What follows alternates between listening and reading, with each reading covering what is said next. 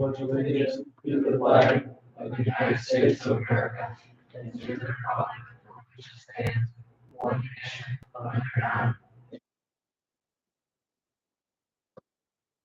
Call please. Patton, Here. Ring, Here. Chapman, Here. Fox, here. Tyler, Here. Shearhart, Here. Drake. Before we approve tonight's meeting, January 10th, 2023, go down to correspondence. And D, the Dave Deary letter. Deary is spelled D-E-R-Y. And that's all I have. Yeah.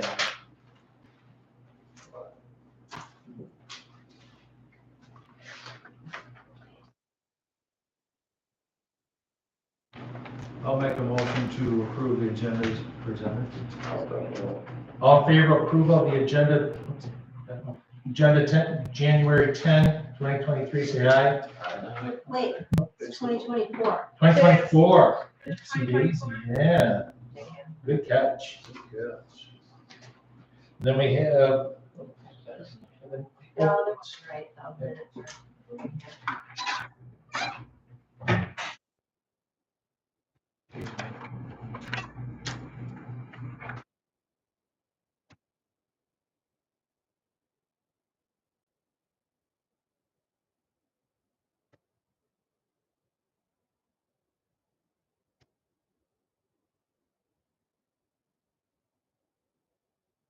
I'd like to make a motion to approve the minutes of November 8, 2023.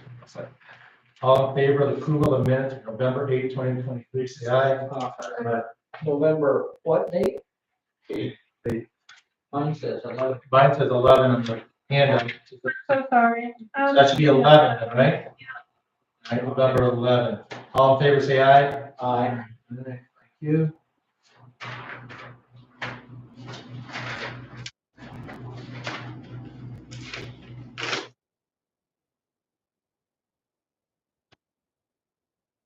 I'd like to make a motion to approve the minutes of December 13, 2023. Second. All in favor of approval of the minutes of December 13, 2023, say aye. Aye. Public comment. Public comment is closed. Police report, Scott. Thank you. I threw a lot at you guys this week, so hopefully you got a chance to read it out. You have a December of 2023 monthly report in front of you. I apologize, I thought I had it. I sent her a couple things, so a lot of paper flying. So one of them is the December one. Probably you get a chance to read it, but if you have any questions, feel free to let me know. It's pretty standard with what's been going on as far as doing backgrounds, working at school, filling in on the road, stuff like that. So pretty self-explanatory. There's some highlights at the bottom. You also have the 3-pager, which is the year-end report. A lot of, I think, cool information on there as far as, statistic things. They always ask what's going on, and I'll kind of give you a good overview as far as what happened in 2023. When you guys are looking at picking up new people, like we're talking about tonight, that I think really justifies what's been going on for the last year as far as what type of complaints we're handling, where the time is spent, and stuff like that. So, as a highlight, complaints were up, I think, 9%, even though I was here by myself, the complaint load went up, even though most of my time, a great deal of my time is spent at the school. So if I would have been out on the road actually generating more complaints, it probably would have been like that. So, the cool thing about having the new guys on board here in the near future is that a lot of that is because they'll just be out doing patrol and handling some more complaints. So things that you see are handled by other agencies like the sheriff's department, state police, and stuff like that. Hopefully, we'll be picking up a little bit more of that slack too. So, it'll be interesting to see how next year's kind of pans out. But take a look at that, and if you have any questions, I'd be more than glad to explain it. And I can even show you, there's a column in there for 2022, so it kind of compares numbers from 2023 to 2022. But if you'd like, I can pull up anything from the last 15 years as far as even more trends when we had part-time people here and stuff like that. So for those of you who don't remember, when I started here in 2008, we had a full-time chief at 40 hours. We had 2 part-time guys, 20 hours each, so there was 40 hours. So at one time, we had 80 hours of law enforcement per week. So now we're back to that. Hopefully with these guys on board, we're gonna be in that 60, 70 hour range. So that'll be kind of interesting to see how that goes. But again, if you look at those reports, if there's any questions, just let me know. It kind of breaks down a bunch of things as far as even where highlights for this year versus what we kind of project for next year. So. Events by other agencies, is that mostly Antrim County? Well, so in that column, it's everything. So anything that happens in our village is handled by the state police, the county, the DNR, animal control, Oh, fire, rescue, anybody that handles anything to do with 911. So you're talking about, the sheriff's department, there are, 20-some officers. You're talking about the state police, and we have 2 state troopers that are assigned to Antrim County, so eventually they come through here and handle the planes and stuff like that. So it's basically when I'm not working, who else is handling that? So, and it breaks it down to, kind of, if you look at that column, you'll see the medical calls. So that is obviously EMS and fire and stuff like that. So it's kind of a skewed number, but we're not comparing law enforcement to law enforcement. It's basically my service, because sometimes I respond to medical calls and fires and stuff like that. So, I catch statistics on that in those columns, and so do, like fire and EMS.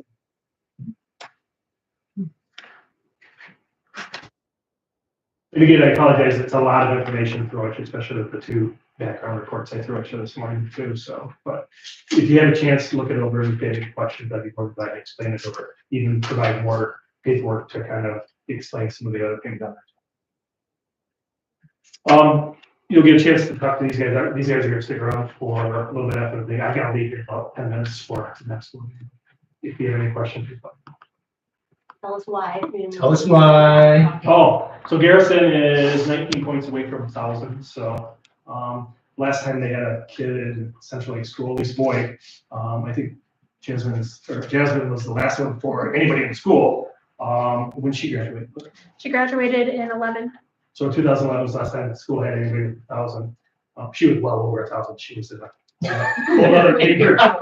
But so we have Harrison's like 11 points away, and then Drayton Evans is like only 8 points away. So to have a boy, hit the 1,000 is kind of, not often, but now we're gonna have 2 of them that are gonna hit it. They're a week apart. So I want to be kind of part of that. So You should be. if you guys have any questions, you can find me. So can you introduce us? yes. So Nick Strobel, Nick's the officer from. If you looked at that, he's the one from Harbor Springs. His wife's family has a farm, Old State and Vermeer's Road on one of the corners there. Yep. So he happened to be downtown this summer and saw our patrol car drive by, and he's like, "Wow, they have a police department." So looking for something to keep him occupied in the time. He just had a baby last week, yeah, a little girl. Nehemiah's gonna have a little boy in June, but Nehemiah lives in town here. He was working for the sheriff department, I think yesterday was last day. Now he's gonna go to work for Kalkaska, but he is gonna stay on board with us. So the goal is, if you read in the report and, from what we've been talking about, instead of finding one full-time person, which we couldn't really find, these 2 are gonna just share the hours, and they bring a lot of skill, a lot of, expertise. So the good thing about it is they'll hit the floor running, so I don't have to babysit them, and, somebody coming right out of the academy with no experience. And so both highly recommended from their departments, speak for their highest. Their backgrounds are really easy to do because people just said really nice things about them. So, but don't tell them. So they'll be around if you guys have any questions. And I think the goal is to get them sworn in, and then I'll finish up the rest of their stuff with them, get them activated, and get some equipment for them and stuff like that. So you'll start seeing these guys a lot more. So weekends and evenings and stuff like that. So, which will put me in the school a little bit more like the plan is. So hopefully we're going to go with this year. So, and we're going to kind of get, but most of the part, these guys are going to do a lot of code enforcement stuff this summer too, to get kind of back on track where we need to be with that. So. All right. Okay. Any questions for Scott? All right, there's the door. See you guys. See you, Scott. Thanks again for everything you do. I'll leave that myself.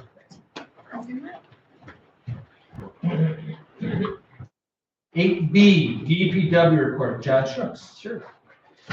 Oh, December, pretty standard December, finished up maybe a few little road projects and patching, some trimming, started some snow plowing.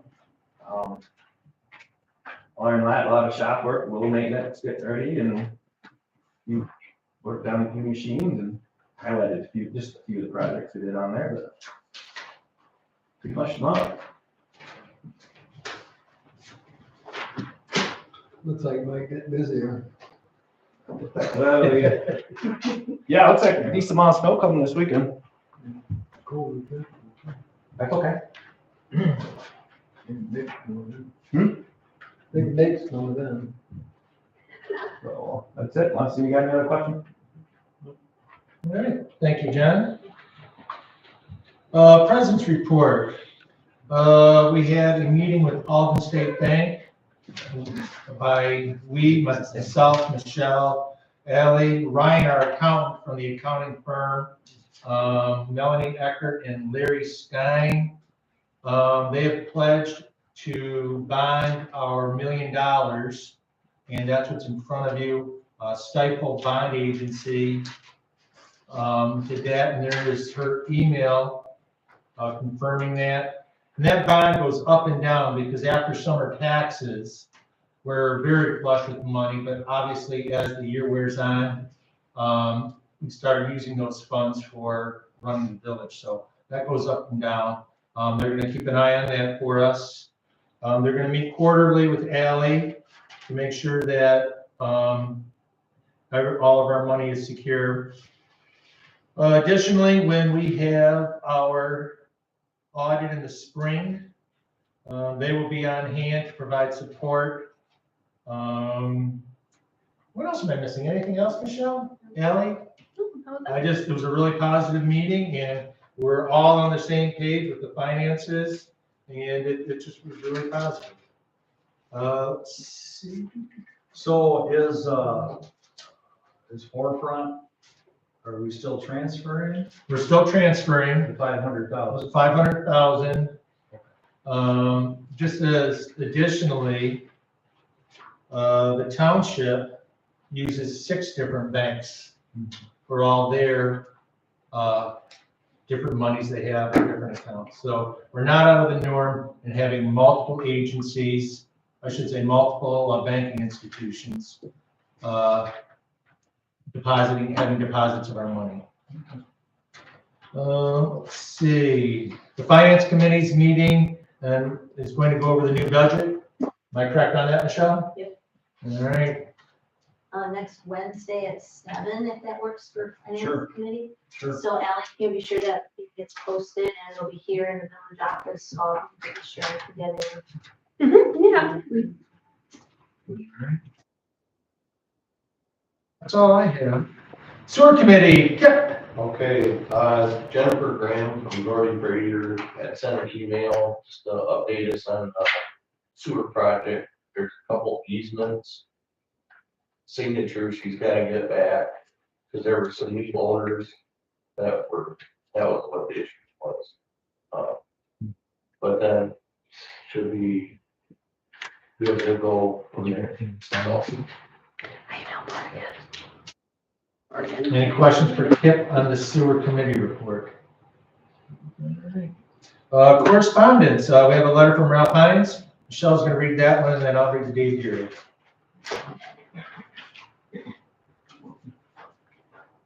Board members, I respectfully disagree with the thought of moving 500,000 to a non-local bank credit union.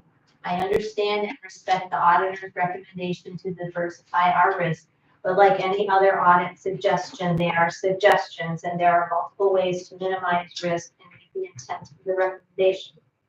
I have no financial incentive to advocate one financial institution or another, so please understand where this correspondence is coming from. As a lifelong resident of Central Lake, former board member and business owner, I am always concerned with the reasons Central Lake businesses stay in Central Lake, and am concerned with such a large shift in the book of business that may affect the long-term viability of having our only bank stay here locally. Alden State Bank has consistently proven they are community-minded. Do you remember who donated the lot for our new pavilion or where the village Christmas tree is? Although these aren't the only things that they have done, and I don't think they do these things to lock in the village business, I feel it behooves the village to consider their generosity in the community and the value of having a brick and mortar business like them in town. Alden State Bank has multiple options to protect our holdings as well as multiple interest-bearing products that are competitive. As the village board, you do set a precedent, sometimes perceived and sometimes not, to the rest of the community on the right thing to do, and should consider this as how it will affect other customers to this business. Please consider this decision brought up December 13th very seriously and give Alden State Bank a fair chance to show you how they can minimize our risk and still be a long-term service to Central Lake residents. Please contact me directly if you would like to discuss this further. Thank you for considering this important decision. Ralph Hines. All right, thank you. Let's see, Village Lake Central Council from Mr. David Deary. Recently, I realized the village also taxes the village water users through the water fees, along with tax exempt schools, and library. I find this unacceptable. It's bad enough that you charge other customers taxes on their water services. State law, Michigan state law, that water service is voluntary and that one can take it or leaves it as the price does or does not suit them. Also, customers have the right to limit their use of the commodity. Because the village takes free water at its 5 properties, customers cannot limit the amount of water they are charged for. The village water usage is folded into the water costs for all customers, including tax exempt properties such as churches. Thus, charges imposed do not correspond to the benefits charged. Bray Supra at 162 Northwest National Cable Association, Supra at 340-342. It also states that a true fee is not designated to offer benefits on the general public, but rather benefit the person whom it is imposed. My property, nor the church's properties, do not benefit in particular by providing free water to the general public. Also, Merrill versus St. Clair Shores states that the first criteria is that a user fee must serve a regulatory purpose rather than a revenue-raising purpose. Water taken for free by the village is seen as raising money. As we pay money for the water we don't benefit from. The distinction between a fee and a tax, but according to some authorities, any payment extracted by the state or its municipal subdivision is a contribution towards the cost of maintaining governmental functions. There are specific benefits derived from performance is merged into the general benefit as a tax. Finally, the court must examine where those benefit the revenues generated by the charge are spent. If the county spends a revenue to provide a benefit for the general public, then the charge is more likely to be a tax. But if the revenue is spent to provide particularized benefit for a narrow group or offset the cost of regulating a narrow group, then the charge is more likely a fee. DeKalb County, Florida, or Georgia versus the United States. In short, you are placing a tax upon the water bill illegally. You are taking taxes from our churches, library, fire departments, and schools illegally. You have been doing this for years and have made 0 attempts to refund the illegal taxes charged. The village sent me a copy of the new proposed ordinance months ago, but has failed to enact said ordinance. The village continues to collect illegal taxes. I don't think churches would appreciate being taxed. Class action lawsuit? Question mark. Please enclose copies highlighted for your convenience, and if you want to see what he cites. Brian Graham, our attorney, rebuttal. I have now had the opportunity to review the letter from Mr. David Deary. Mr. Deary claims in his letter the village is providing free water services to village-owned property and that somehow this alleged free water service is transforming the water fees into an unlawful tax. Nothing could be further from the truth. First, comment.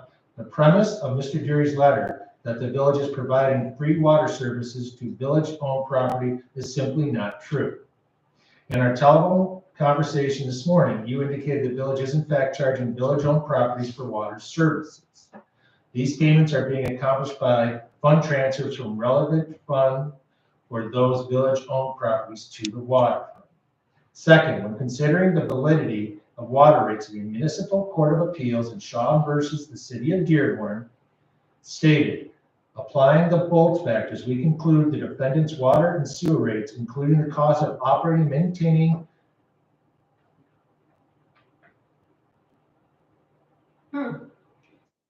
Oh, sound it out. The Cashians, the Cashians compromise a valid user fee rather than a tax. Therefore, we conclude that the trial court properly granted summary disposition to the defendant regarding the plaintiff's claim under the Headley Amendment. Finally, Mr. Dury has provided no analysis concerning the village water rates that would overcome the presumption of reasonableness concerning those water rates as recognized by the Michigan courts.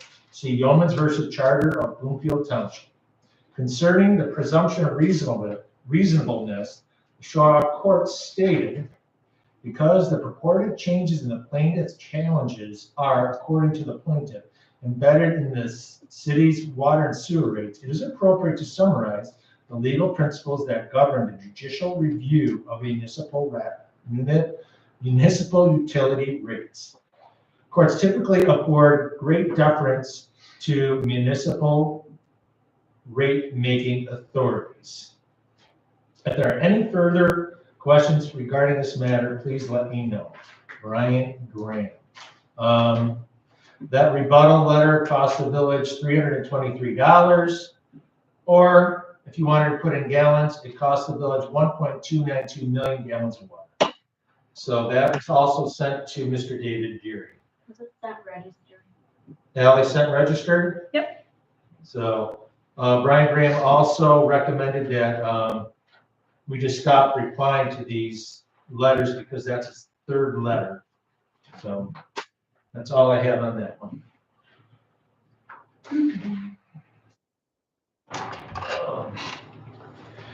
All right, 10, approval of the bills. They look a little different this month. Our custom reports had a bunch, so I had to run the generic ones that they provide us. It has the same information on them, it's just not as eye-pleasing. I have a question. Yes. On page 1 near the bottom, the forest and bloom colored sidewalk concrete. On page 2, about the middle of the page, Striker Supply, red concrete mix. What's the difference in the two? I bought the powdered colored from Stryker Oh, I see, okay, all right. Makes sense. for him to. Okay.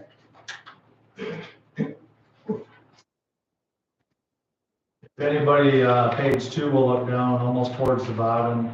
That $6,400, that is for the new docks that we approved last month. They required a half, 50% down payment to order that. So everything's on order. And when they install them in the spring, we will pay the And we have also ordered the radar signs. We haven't paid for them yet, but we ordered them. 1, 2, 2. We said 2. I'll make a motion to pay the bills as presented. I'll support. Let's do some roll call here since you're spending money. Patton, Yes. Ring, Yes.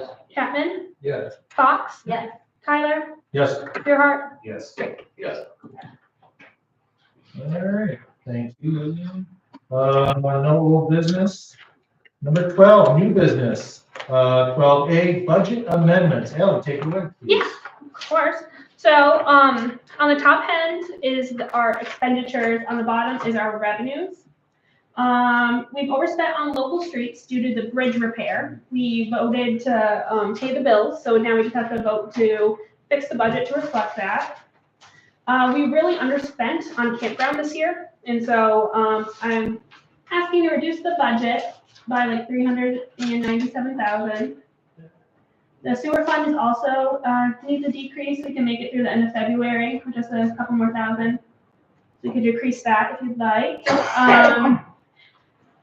Revenue, general funds, yeah, we overshot that by like 104,000. We overshot the local street fund revenue as well, so we made an extra 37,000, and then we made almost $3,000 less than we thought we would for the DDA. So let's go to the campground fund. I don't have our budget from 2023 in front of me. So there's $442,000 in our campground fund? That was just our budget for this year. That was the budget. And the budget that I did last year, I basically reflected the year previous and like kind of added a percentage up. All right. Yeah, so. I feel like this year's budget actually have a handle, and I understand. All right.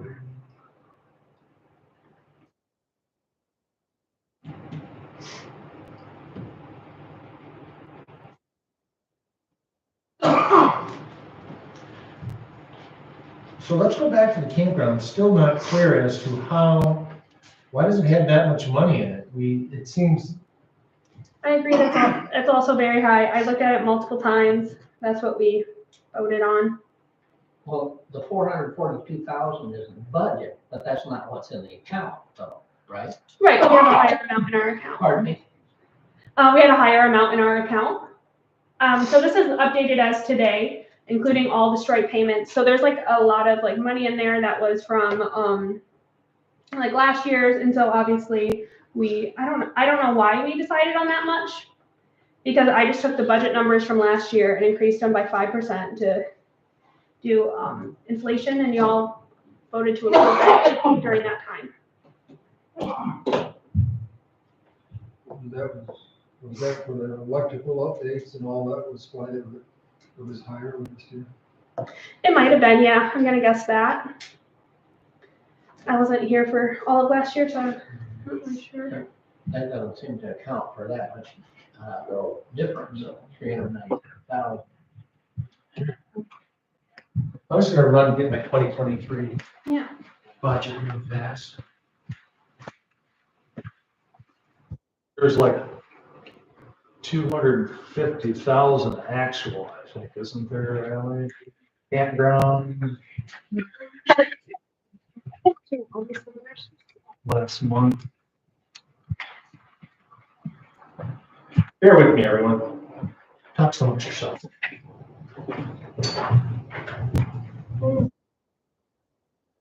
there a way that we can table this until the next meeting? No? We take.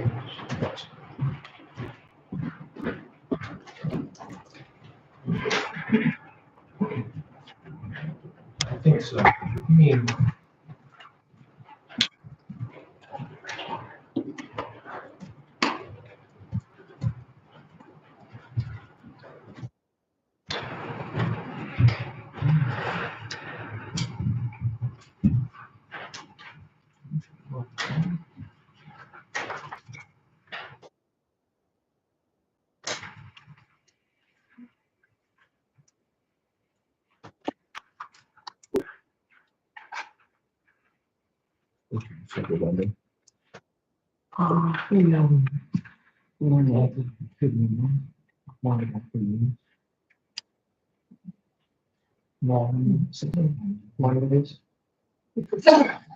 December. 5 days a week. Over time, I should do the night. I work every Friday. And every other Saturday, Sunday, Monday. I have off. Tuesday, Thursday. One, every 2 days, I think. You're right. I looked at the wrong number.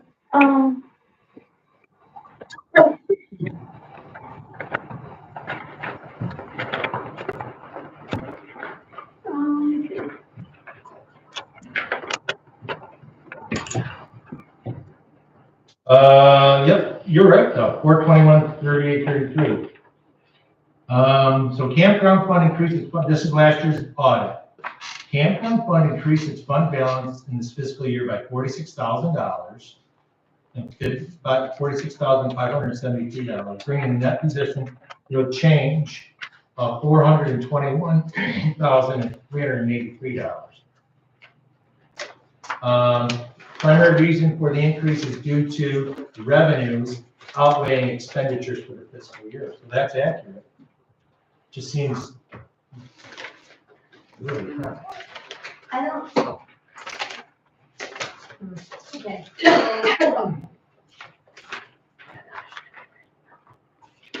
And then, Is there a way that we could table this until our next meeting so we can? Yeah, we just have to vote on this before we vote on the budget, because the budget's the next meeting. all right, let's table this for a minute. I'm gonna put this in as well. All right, so I'd like to make a motion to table new business 12A budget amendments. All in favor of 12A, tabling the budget amendment, say aye. All right, The next meeting. so the next meeting, which will be February 9th? When is our next meeting? 7. Nope, 14. What, we can have a meeting in Valentine's. Valentine's Day. So, table, budget amendment 12A till February 14th.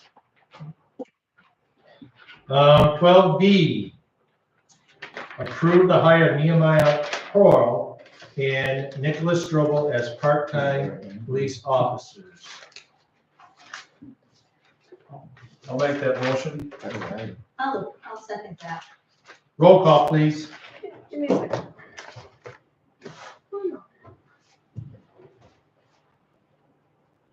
Patton, Yes. Ring, Yes. Chapman, Yes. Fox, Yes. Tyler, Yes. Shearhart, Yes. Drake. Yes. All right, thank you. Thank you, gentlemen. Hey, you. You're not done yet. 12B, swearing in village personnel. Can we start with Nehemiah, please? If you would stand for me. Right up here, right up here. Oh, you're gonna make work. Please repeat after me. I do solemnly swear or affirm that I will support the Constitution of the United States I do solemnly swear that I will support the Constitution of the United States and the Constitution of this state, and the Constitution of this state, and that I will faithfully perform the duties of the office of part-time police officer and I will faithfully perform the duties of this office of a part-time police officer in and for the village of Central Lake, in and for the village of Central Lake, County of Antrim, in the state of Michigan, County of Antrim, in the state of Michigan, according to the best of my ability, so help me God. according to the best of my ability, so help me God. Very good, thank you. All right, Nick, get up here, put mine in. All right, Nick. Please repeat after me. I do solemnly swear that I will support the Constitution of the United States I do solemnly swear I will support the Constitution of the United States and the Constitution of this state, and the Constitution of this state, and that I will faithfully perform the duties of the office of part-time police officer and I will faithfully discharge the duties of part-time police officer in and for the village of Central Lake, in and for the village of Central Lake, County of Antrim, in the state of Michigan, County of Antrim, in the state of Michigan, according to the best of my ability, according to the best of my ability, so help me God. so help me God. Very good.